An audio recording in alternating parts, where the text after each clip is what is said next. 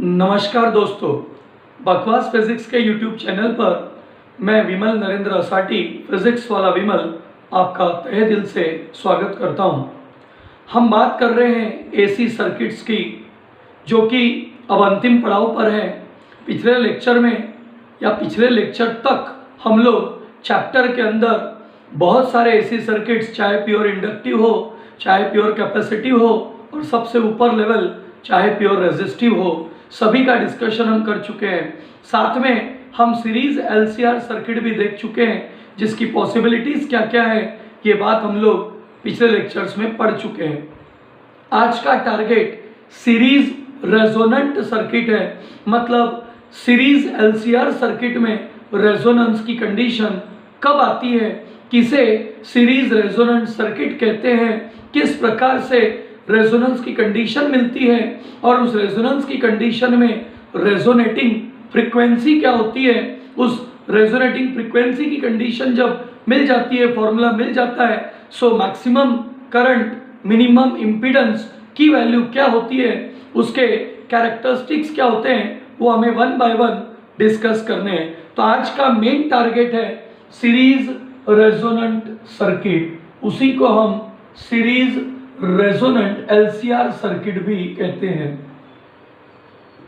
Series resonant circuit या फिर series resonant LCR circuit कहते हैं, और इसी के अंदर हमें बहुत सारी बातों का डिस्कशन करना है। सबसे पहले ये जानना जरूरी है कि सीरीज रेजोनेंट एलसीआर सर्किट होता क्या है।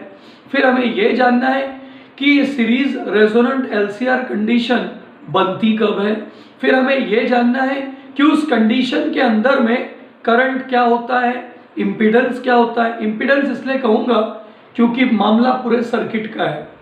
फिर उसी रेजोनेंट कंडीशन में रेजोनेटिंग जो फ्रीक्वेंसी है वो फाइंड आउट करनी है, और अंत में रेजोनेंस कर्व की बात करनी है। हालांकि उस कर्व का थेरोटिकली उतना इंपॉर्टेंस नहीं दिखता, क्योंकि कुछ चीज़ें शार्पनेस वगैरह सिलेबस से कट हुई है, लेकिन फिर भी इस टॉपिक से connected specially for series resonant हम उस रेजोनेंस कर्व को भी देखेंगे, जिसमें हमें अलग अलग फ्रीक्वेंसी पर अलग अलग रिएक्टेंस, अलग अलग जवाब देखने को मिलेगा। सर जवाब किसका? रिजल्टेंट का, कि भाई रेजोनेंस हो भी सकता है, रेजोनेंस नहीं भी हो सकता है, किसी पर्टिकुलर कंडीशन में ही रेजोनेंस रहेगा, ना उससे कम पे रहेगा ना उससे ज़्यादा पे रहेगा। तो ये सारी बातें हम डिस्कस करेंगे। सबसे पहले शुरुआत करते हैं, रेजोनेंट सर्किट क्या है, सीरीज रेजोनेंट एलसीआर सर्किट क्या है, इस पर हम बात करेंगे। तो हम बहुत अच्छे से जानते हैं कि एल सी आर तीनों एक साथ अगर सीरीज में कनेक्ट हो तो वो सीरीज एलसीआर सर्किट कहलाता है। बाहर से हम जो दे रहे हैं वो ईएमएफ है, बाहर से जो हम दे रहे हैं वो ईएमएफ है, अंदर जो हमें मिल रहा है सर्किट में वो रिजल्टिंग करंट है। सो दिए गए ईएमएफ का रिजल्टिंग करंट के साथ फेज कैसा है, रिलेशन कैसा है, उस बात के ऊपर डिपेंड करता है रेजोनेंस आया या नहीं आया। इसीलिए सबसे पहले ये जानना जरूरी है कि सीरीज रेजोनेंट सर्किट किसे कहते हैं। तो ऐसा सीरीज एलसीआर सर्किट जिसमें दिए गए वोल्टेज की रिजल्टिंग करंट के साथ अगर फ्रीक्वेंसी सेम है, फेज सेम है, तो सर्किट रेजोनेंस में कहलाता है। फेज सेम है मतलब करंट और ईएमएफ ना आगे है ना पीछे है, दोनों साथ में चल रहे हैं, तो फेज डिफरेंस जीरो है, मतलब सर्किट एलसीआर होते हुए भी प्योरली रेजिस्टिव जैसा बिहेव करेगा, तब वो सीरीज एलसीआर सर्किट बन जाएगा, सीरीज एलसीआर रेजोनेंट सर्किट या सीरीज रेजोनेंट एलसीआर सर्किट, जिसके लिए सर्किट डायग्राम हमारे पास रहनी जरूरी है। सभी को दिखाई दे रहा है ये इंडक्टर कॉइल है, सबको दिखाई दे रहा है ये कैपेसिटर है, सभी को दिखाई दे रहा है ये रेजिस्टर है। तीनों एक दूसरे के साथ सीरीज में कनेक्टेड है, one by one. L C R दिया गया सप्लाई वोल्टेज एसी है, equation E is equal to E0 sine omega T है, जिसे मैं इक्वेशन नंबर 1 कह रहा हूं। और इस दिए गए वोल्टेज के लिए यहाँ से फ्लो हो रहा है करंट, इसके अक्रॉस ईएमएफ है, इसके अक्रॉस ईएमएफ है, इसके अक्रॉस ईएमएफ है, इन सब के अक्रॉस रिजल्टिंग करंट है। डेफिनेटली इसके अक्रॉस भी करंट है, इसके अक्रॉस भी करंट है, इसके अक्रॉस भी करंट है। नो डाउट सीरीज कॉम्बिनेशन है, सभी के थ्रू करंट जाएगा और सेम जाएगा, लेकिन फेज में परिवर्तन रहेगा। इंडक्टिव सर्किट है तो यहाँ करंट पीछे चलेगा ईएमएफ से, कैपेसिटिव सर्किट है तो यहाँ करंट आगे चलेगा ईएमएफ से, और रेजिस्टिव वाला पोर्शन है तो उतने पोर्शन में हम कह सकते हैं कि करंट सेम फेज में चलेगा ईएमएफ के साथ। हालांकि वो बात अभी बोलने का, जिक्र करने का कोई औचित्य नहीं है, क्योंकि दिया गया वोल्टेज जो कुछ भी है वो तीनों के अक्रॉस डिवाइड होता है और तीनों वोल्टेज का सम टोटल ईएमएफ ई के बराबर होता है। तो फिलहाल हमारे पास पहला क्वेश्चन अगर बनता है what do you mean by series resonant circuit, तो हम जवाब दे सकते हैं the series LCR circuit is under the condition of resonance when the applied frequency of the applied voltage is match with the coincide with the frequency of the resulting current. That means there will be no phase difference between the applied EMF and resulting current. Both are in the same phase. Then such condition is called resonance condition. Then such LCR circuit is called as resonating or resonant LCR circuit, series resonating LCR circuit. उसके लिए हमने expression अगर बताना है तो consideration आ गया। Consider an AC circuit consisting of inductor coil of inductance L, capacitor of capacitance C and resistor of resistance capital R are connected in series with the AC supply as shown in the figure below. Diagram में जो जो नाम आए सबका where करके explanation दे दीजिए। AC supply voltage में E equal to जो E0 साइन ओमेगा टी दिख रहा है उसे इक्वेशन 1 कह सकते हैं। साथ में यहाँ पर जो E0 है सभी जानते हैं उसे पीक वैल्यू ऑफ EMF कहते हैं। सभी को पता है ओमेगा टी थीटा है अर्थात फेज है। ये जो सर्किट दिखाई दे रहा है, डायग्राम दिखाई दे रही है, डायग्राम की खासियत है ये सीरीज रेजोनेंट LCR सर्किट है। हालांकि रेजोनेंट अभी कहीं दिखता नहीं है, लेकिन डायग्राम पर नाम हम इसलिए दे रहे हैं क्योंकि वो रेजोनेंस की कंडीशन तभी बनती है जब अप्लाइड वोल्टेज और रिजल्टिंग करंट का फेज एग्जैक्टली सेम होता है। और वो होने की कंडीशंस कल मैंने जब पढ़ा रहा था तो 3 भाषाएं आपके सामने इस्तेमाल करी थी, 3 केसेस आपके सामने बताए थे। केस नंबर 1, अगर शुरुआती फ्रीक्वेंसी, ऑब्वियसली आप शुरुआती वोल्टेज सर्किट में दे रहे हो, लेकिन जो वोल्टेज आप दे रहे हैं, EMF जो दे रहे हैं, वो ऐसी फ्रीक्वेंसी का दे रहे हैं जो लोअर है, जो शुरुआती फ्रीक्वेंसी है। सो लोअर फ्रीक्वेंसीज अगर मैं बात करूँ केस नंबर 1 में, तो सबके दिमाग में बात आ जाती है कि लोअर फ्रीक्वेंसी मतलब जो एक्स अफिक्स सी है वो एक्स अफिक्स एल से बड़ा रहेगा, क्योंकि एक्स अफिक्स सी का रिश्ता फ्रीक्वेंसी के साथ इन्वर्स है, एक्स अफिक्स एल का रिश्ता फ्रीक्वेंसी के साथ डायरेक्ट है। सर एक्सी कौन है? Capacitive reactance. एक्सएल कौन है? Inductive reactance. यही तो डिसाइडर है। कल जब हम लेक्चर देख रहे थे उसमें XL minus XC, XC minus XL या फिर XC is equal to XL, ऐसी 3 ही तो भाषा थी। So case number 1 lower frequencies पर अगर मैं बात करूं तो सबको दिख रहा है कि एक्सी अगर एक्सएल से बड़ा है तो 101% सर्किट कैपेसिटिव जैसा बिहेव करेगा, और सर्किट का बिहेवियर अगर कैपेसिटिव रहेगा सो करंट लीड करेगा और ईएमएफ लैग करेगा। सो ईएमएफ अगर E0 साइन ओमेगा टी है तो current I0 sine omega T plus phi रहेगा। वजह एकमात्र है कि आगे कौन है? सो आगे करंट है, क्योंकि वजह एक है कि दिए गए सप्लाई वोल्टेज की फ्रीक्वेंसी लोअर है और उस लोअर फ्रीक्वेंसी पे मिलने वाला रिजल्टिंग करंट अपना फेज आगे लेकर चलेगा क्योंकि XC बड़ा है XL से, सर्किट कैपेसिटिव बिहेवियर दिखाएगा, मतलब 100% करंट लीड करेगा। इसी में दूसरे हिस्से पर अगर मैं बात करने आता हूं, केस नंबर 2, तो मेरे शब्द रहेंगे फॉर हायर फ्रीक्वेंसीज।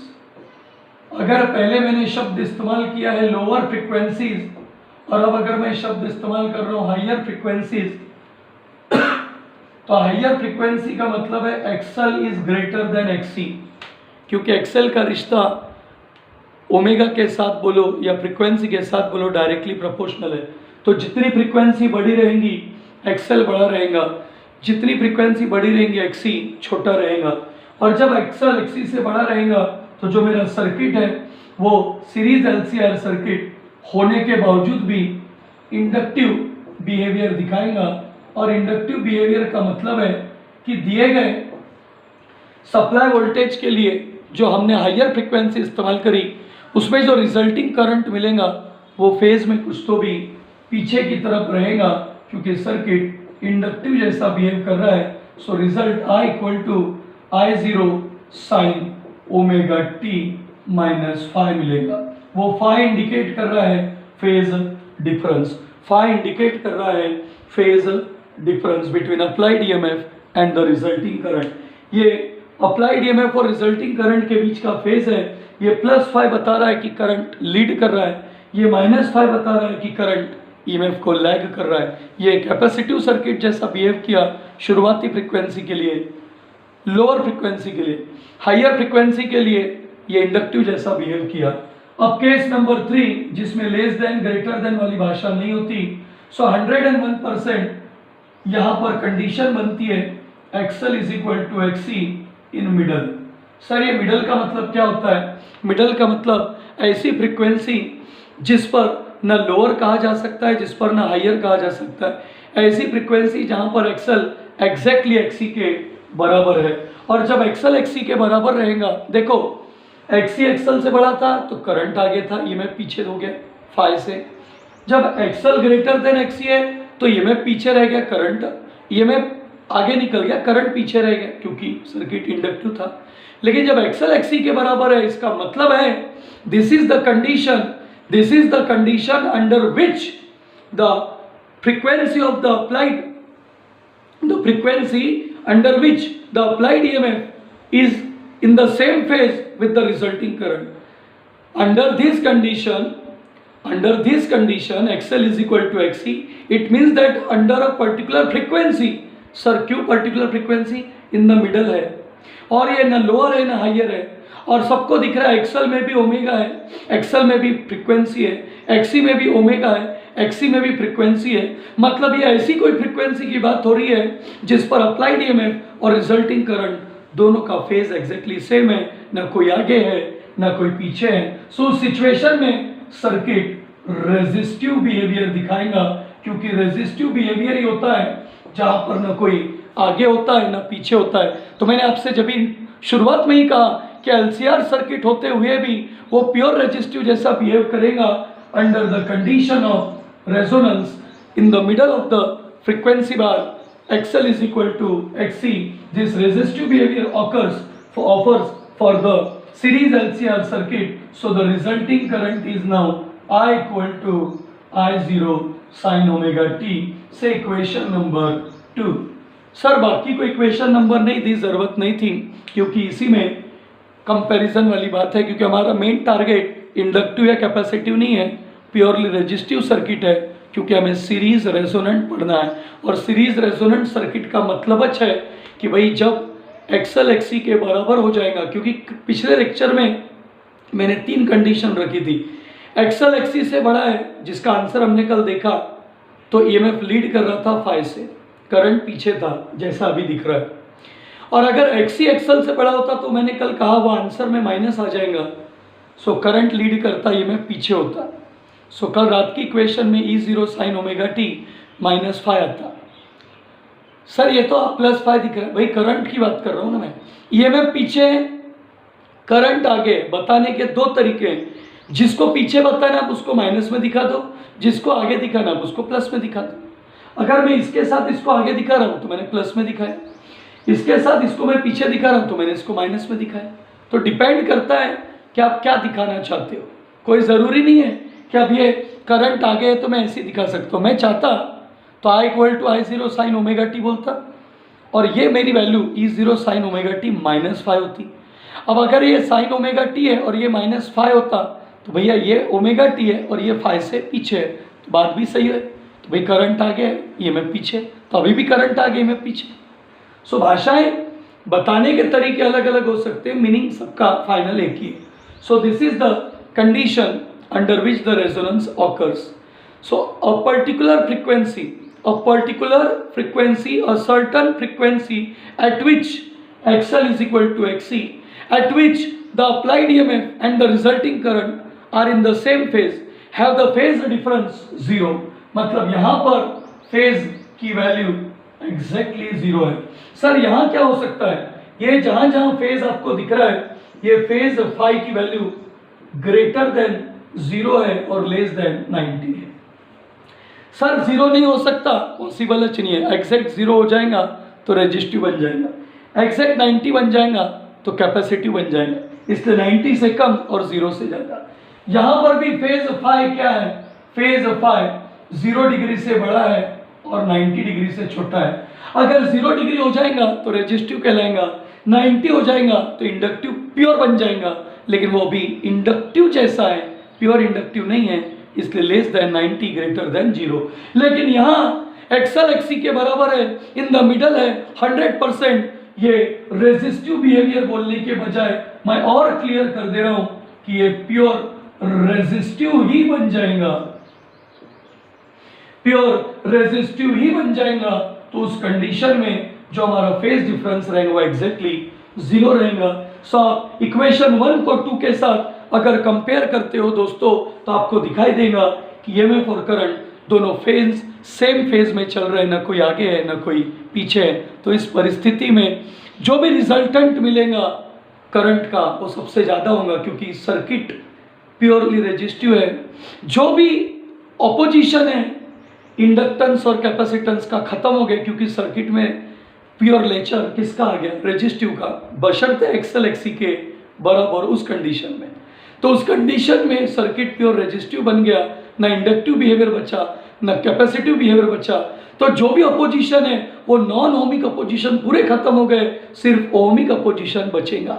सर आप बात किसकी कर रहे हैं, कंपैरिजन हो चुका है इक्वेशन 1 2 के साथ, कंफर्म हो चुका है दोनों का फेज सेम है। Now the circuit is under the condition of resonance under this condition, XL is equal to XC।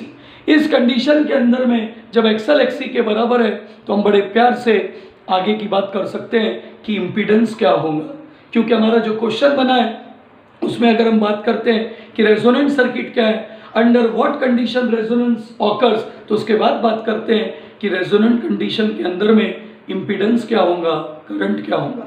So impedance और करंट की बात करने के लिए जनरल फॉर्मूला इम्पीडेंस का सभी आप जानते हैं, we know Z is equal to under root of R square plus XL minus XC का होल स्क्वायर। लेकिन ये बात सुनने में अब मज़ेदार लगेंगी कि सर रेजोनेंस कंडीशन में तो XL XC के बराबर होता है, सो XL माइनस XC 0 हो जाएगा, तो Z की वैल्यू अंडर रूट के अंदर क्या बचेंगी, R स्क्वायर, अर्थात Z इज इक्वल टू सिर्फ और सिर्फ रहेगा R। So this Z is equal to general formula is this, but the value comes out to be only capital R. It means that this is the minimum opposition. So this is the minimum value of impedance. This is the minimum value of impedance offered by the series LCR circuit. This Z means ERMS upon IRMS for the circuit is equal to capital R.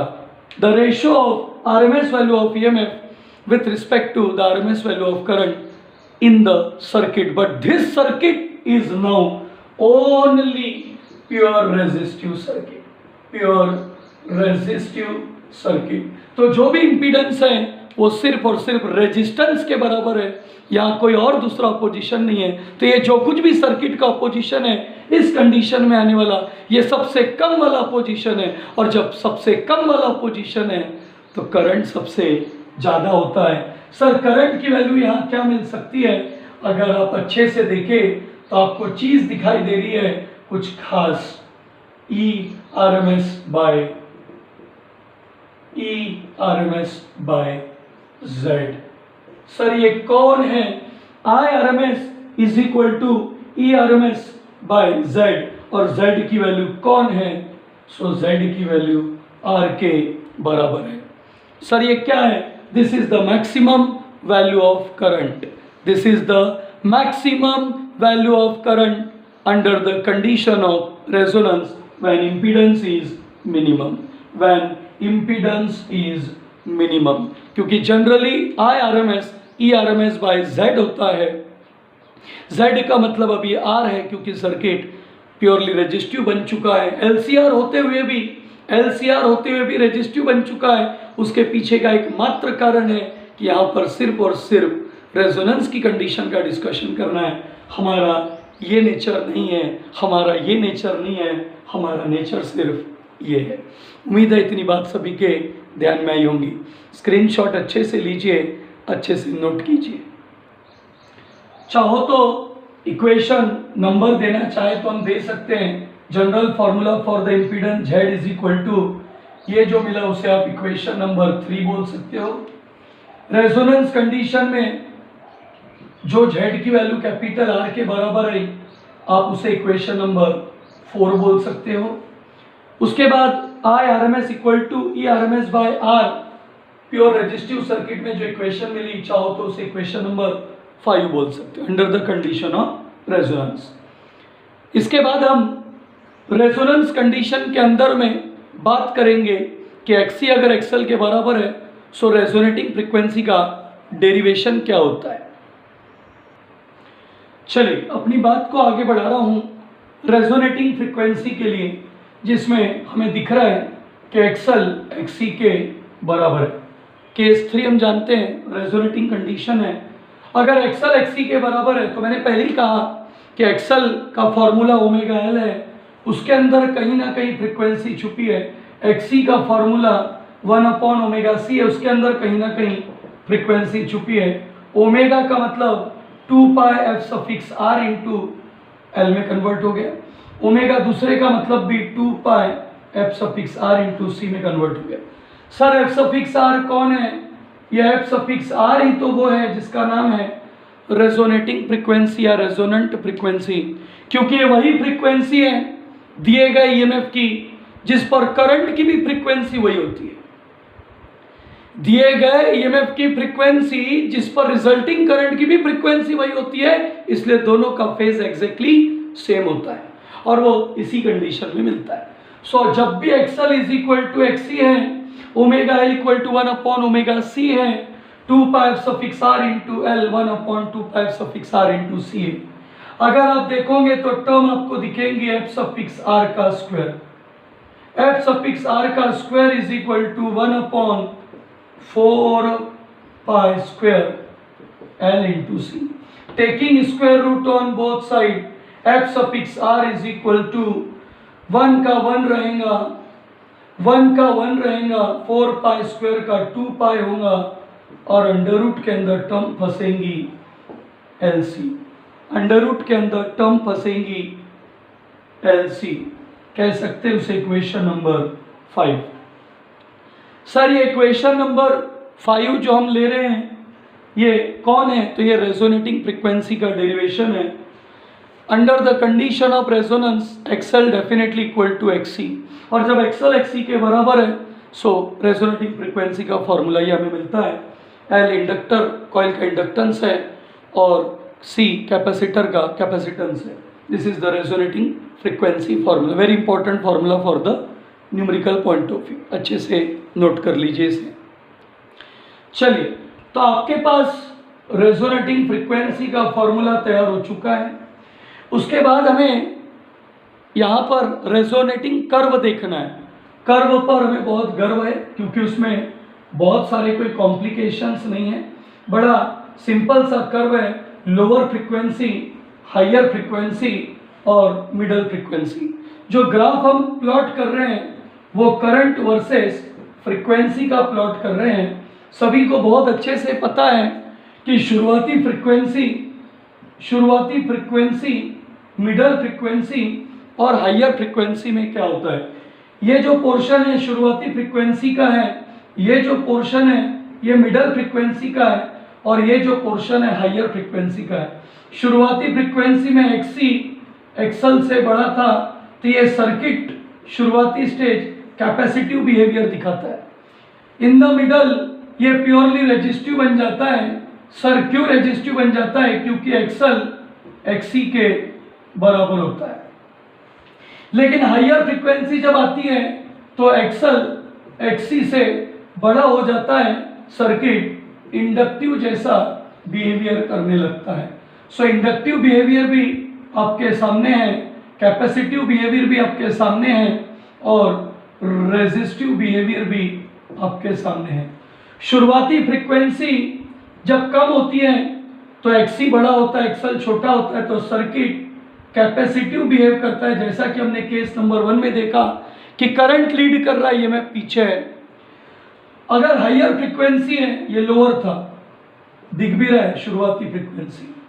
Higher अगर frequency है तो circuit inductive जैसा behave करता है, 101% EMF lead कर रहा है, current पीछे हमने देखा केस नंबर 2 में, करंट पीछे ईएमएफ आगे, यहाँ करंट आगे ईएमएफ पीछे।